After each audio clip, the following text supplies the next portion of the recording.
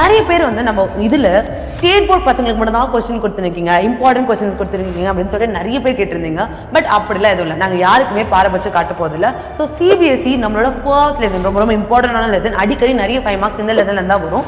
So அந்த லெசனில் important top 10 important questions தான் இந்த வீடியோவில் கொடுக்க போகிறேன். ஸோ ஃபுல் வீடியோவில் உனக்கு கொஸ்டினுக்கு ஆன்சர் கொடுத்துருக்கேன். பட் ஃபுல் வீடியோவை பார்த்துட்டு இந்த பிடிஎஃப் உனக்கு வேணும் அப்படின்னு நினச்ச அப்படின்னா கண்டிப்பாக கமெண்ட்டில் என்ன சொல்ல போகிறேன் மேம் பிடிஎஃப்னு கமெண்ட் பண்ணாது, உனக்கு நெக்ஸ்ட் வேறு இந்த மாதிரி இந்த லெசன்லேருந்து கொஸ்டின் வேணும், இம்பார்ட்டன்ட் கொஸ்டின்ஸ் வேணுன்றதை கமெண்ட் பண்ண போகிறேன். பட் ஃபுல் வீடியோ பார்த்துட்டு உனக்கு நிஜமாவே பிடிஎஃப் தேவைப்படுது அப்படின்னா நம்மளோட வாட்ஸ்அப் சேனலில் உனக்கு பிடிஎஃப் போட போகிறோம். ஸோ வாட்ஸ்அப் சேனலை ஃபாலோ பண்ணிட்டு நீ அந்த பிடிஎஃப் டவுன்லோட் பண்ணிட்டு படிக்க ஆரம்பிச்சுட்டே இருக்கலாம். சரியா? ஸோ நம்மளோட ஹிஸ்டரியோட first lesson which is your rise of nationalism in Europe. இதோட top 10 important questions along with answers. நான் இப்போ ஆன்சர்ஸ் எல்லாமே உனக்கு ரீட் பண்ணி காட்ட போதில்லை. பட் ஆன்சர்ஸை நீ கண்டிப்பாக வந்து இந்த மாதிரி எழுதினா மட்டும்தான் உனக்கு அழகாக 2 மார்க் கொடுக்க போகிறாங்க. Yes for sure. Explain romanticism as a cultural movement in Europe, which is your first 2 mark important questions. அடிக்கடி சிபிஎஸ்சி ப்ரீவியஸ் இயர் கொஸ்டின்ல ஒன்று இதை சார்ந்த கொஸ்டின் இருக்கும், இல்லை இந்த மாதிரியே கொஸ்டின் இருக்க வாய்ப்பு இருக்கு. ஓகேவா? நமக்கு எப்பவுமே சிபிஎஸ்சியில பொறுத்த வரைக்கும் ஒரே கொஸ்டின் ரிப்பீட் பண்ண மாட்டாங்க. பட் ஒரே கொஸ்டினை வேற வேற ஆங்கிள் கேட்பாங்க. ஸோ ஆன்சர் படிக்கும் போதே நல்லா புரிஞ்சு தெளிவா படிங்க. அது ஒரு வேர்டா இருந்தாலும் சரி, ஒரு பேராவா இருந்தாலும் சரி, ஒழுங்கா புரிஞ்சு படிங்க. சரியா? So explain Frederic Sorrieu's dream in the context of democratic and social republic in France during 1848. அந்த டைம்ல அவரோட ட்ரீமா என்ன இருந்துச்சு, அவரோட பிரின்ஸ்ல கூட அவர் எதை பத்தி பேசியிருந்தாரு அப்படின்றதான் கேட்கிறாங்க. சரியா? ஸோ நெக்ஸ்ட் நம்மளோட examine the significance of the Statue of Liberty in Frederick Sario's paintings and the dream of the worldwide democratic and social republics. ரெண்டுமே ஓரளவுக்கு ஒரே மாதிரி இருக்கும். பட் அதனால தான் சொல்றேன், நான் இப்போ கொடுக்குற எல்லா இம்பார்ட்டன்ட் கொஸ்டின்ஸோட சப் டாபிக்கை தெளிவாக படிங்க, அதுல இருக்க கண்டென்ட்டை தெளிவாக படிங்க. அப்பதான் அதுல இருந்து என்ன 2 மார்க்ஸ் கேட்டாலும் உங்களால தெளிவாக எழுத முடியும். சரியா? ஸோ நெக்ஸ்ட் நம்ம பார்க்க போகிறது 3 marks, very very important 3 marks. Explain the functioning of the conservative regimes established in the France in 1815. 1815ல எந்த மாதிரி ஒரு கன்சர்வேட்டிவ் ரெஜிம்ஸ் இருந்துச்சு. கன்சர்வேட்டிவ் ரெஜிம்ஸ் என்னது, என்னென்ன மாதிரி ஒரு சில பேர்லாம் வந்து அவங்க எப்படி இருக்காங்களோ அப்படியே அக்செப்ட் பண்ணிப்பாங்க. அவங்க எடுத்து ஃபைட் பண்றதோ, அவங்களுக்கு தேவையான விஷயத்த எதிர்த்து கேட்டு வாங்குறதோ பண்ண மாட்டாங்க. ஸோ யார் யாரும் எப்படி இருக்காங்களோ அவங்க அப்படியே அக்செப்ட் பண்ணிட்டு போயிடுவாங்க. ஒரு முன்னேற்றத்துக்கு ஒரு ஃபைட்டே பண்ண மாட்டாங்க. எது எப்படி நடக்குதோ அது அப்படியே நடக்கட்டும் அப்படின்னு விட்டுட்டு போயிட்டே இருப்பாங்க. ஸோ அது வந்து நம்மளோட பிரான்ஸ் 1815ல எப்படி இருந்துச்சு அப்படின்னு கேட்கறாங்க. சரியா? So next நம்மளோட describe the major outcomes of the French Revolution of 1789. நம்மளோட எல்லா ரெவல்யூஷன்ஸோட ஒரு பெஸ்ட் ரெவல்யூஷன், ஒரு ஃபர்ஸ்ட் அண்ட் ப்ரீமோஸ்ட் ரெவல்யூஷன் சொல்லணும்னா அது நம்மளோட பிரெஞ்ச் ரெவல்யூஷன் தான்.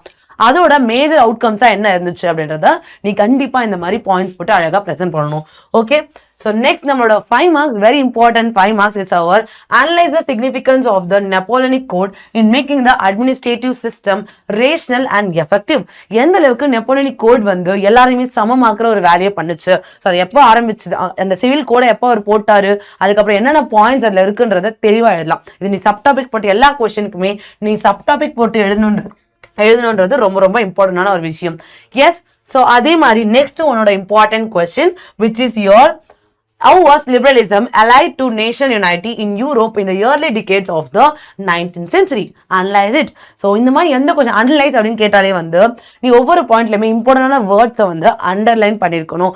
அப்பதான் உனக்கு வந்து அந்த அட்ராக்டிவான வேர்ட்ஸ் வச்சு அந்த கொஸ்டினையும் வந்து உனக்கு கரெக்ட்னு ஒரு ஃபீல் கொடுத்து அவங்களை கரெக்ஷன் பண்ண வைக்கும். சரியா?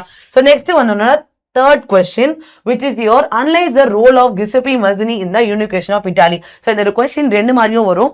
கியூசெப்பி மஸினி பத்தியும் வரும், குசானிமி கரிபால்டி பத்தியும் வரும். ஸோ 2 பேரை பத்தியும் அழகா நீ வந்து படிச்சு வச்சுக்கணும். ஸோ 2 பேரோட பாயிண்ட்ஸுமே உன்னால ஸ்பிளிட் பண்ணி கரெக்டா எழுத தெரிஞ்சிருக்கணும். ஸோ அந்த மாதிரி நீ படிக்கணும். சரியா? ஸோ நெக்ஸ்ட் வந்து நம்மளோட லாஸ்ட் அண்ட் ஃபைனல் கொஸ்டின், லாஸ்ட்டுக்கு முன்னாடி கொஸ்டின். Yes sir. நெக்ஸ்ட் நம்மளோட describe the steps taken by the French revolutionaries to create a sense of national unity and belonging. இது அடிக்கடி மாத்தி கேட்டிருக்காங்க. ஓகேவா? இதே கான்செப்டை வேற மாதிரி கொஸ்டின்ஸ்ல கேட்டிருக்காங்க. Which is very very important 5 mark. Okay? So கண்டிப்பா இப்ப இருக்க எல்லா கொஸ்டின்ஸும் என்ன மேம் இந்த கொஸ்டின் தான் கண்டிப்பா சிபிஎஸ்சி எக்ஸாம்ல வருமா அப்படின்றதுக்கு பதில் இல்லை. பட் இந்த மாதிரி கொஸ்டின்ஸ் இந்த பேட்டர்ன்ல தான் கொஸ்டின்ஸ் வரும்ன்றது தான் நான் கொடுத்துருக்கேன். இது எல்லாமே வந்து CBSE previous year question papers.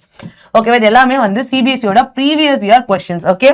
So next நம்மளோட describe the same thing. Okay, last and final question என்ன அப்படின்னா, how did the tension in the Balkans region in 1871 become the major cause of the First World War? Explain. இது நம்மளோட ரொம்ப ரொம்ப important questions. பதில் இருக்க points எல்லாத்தையுமே வந்து தெளிவா எழுதணும். ஓகே, நிறைய பாயிண்ட்ஸ் வர வர எழுதணும்னு அவசியம் இல்லை, பட் இம்பார்ட்டன்ட் பாயிண்ட்ஸை மிஸ் பண்ணக்கூடாது. Okay, so which is your ethnic diversity பத்தி கண்டிப்பா பேசியே ஆகணும். டிக்ளைன் ஆஃப் ஓட்டமன் எம்பையர் பத்தி கண்டிப்பா பேசியே ஆகணும். அதே மாதிரி ஒன்று மியூச்சுவல் ரிவர்லி பால்கன் ஸ்டேட்ஸ், அதை பத்தியும் நீ கண்டிப்பா பேசியே ஆகணும். இந்த மாதிரி எல்லா பாயிண்ட்ஸும் எழுதினா மட்டும்தான் உனக்கு அழகா அந்த 5 மார்க்ஸ் கிடைக்க போகுது. இது எல்லாமே நம்மளோட ப்ரீவியஸ் இயர் கொஸ்டின்லயும் ரொம்ப ரொம்ப இம்பார்ட்டன்ட். நிறைய ப்ரீவியஸ் இயர் கொஸ்டின்ஸ் இருக்கும். அந்த ப்ரீவியஸ் இயர் கொஸ்டின்ல இம்பார்ட்டன்டான டாப் 10 கொஸ்டின்ஸ் தான் நான் உங்களுக்கு எடுத்து கொடுத்துருக்கேன்.